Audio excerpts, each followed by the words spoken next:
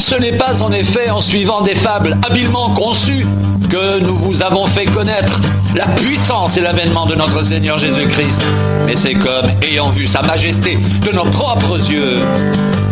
Car il a reçu de Dieu le Père honneur et gloire, quand la gloire magnifique lui fit entendre une voix qui disait « Celui-ci est mon Fils bien-aimé, en qui j'ai mis toute mon affection. »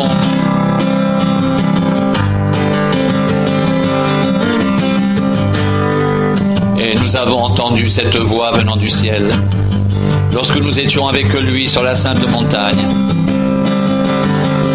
Et nous tenons pour d'autant plus certaine la parole prophétique à laquelle vous faites bien de prêter attention, comme à une lampe qui brille dans un lieu obscur, jusqu'à ce que le jour vienne apparaître et que l'étoile du matin se lève dans vos cœurs.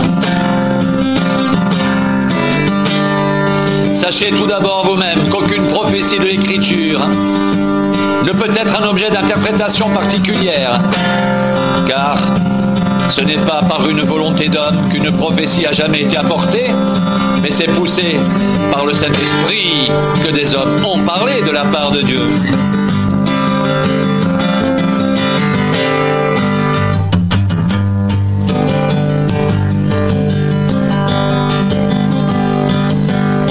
Sa divine puissance nous a donné tout ce qui contribue à la vie et à la piété, au moyen de la connaissance de celui qui nous a appelés par sa propre gloire et par sa vertu.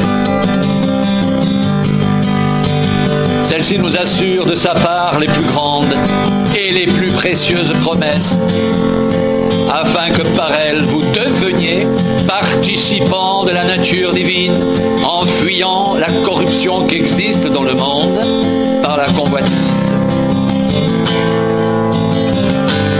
À cause de cela même, faites tous vos efforts pour joindre à votre foi la vertu, à la vertu la connaissance, à la connaissance la maîtrise de soi, à la maîtrise de soi la patience, à la patience la piété, à la piété l'amitié fraternelle, à l'amitié fraternelle d'amour.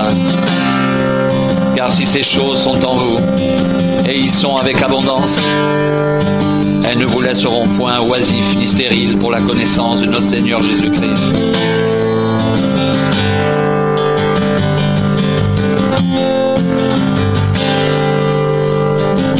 Mais celui en qui ces choses ne sont point est aveugle. Il ne voit pas loin, et il a mis en oubli la purification de ses anciens péchés. C'est pourquoi, frères, appliquez-vous d'autant plus à affermir votre vocation et votre élection. Car en faisant cela, vous ne le brancherez jamais. C'est ainsi, en effet, que l'entrée dans le royaume éternel de notre Seigneur et Sauveur Jésus-Christ vous sera largement accordée.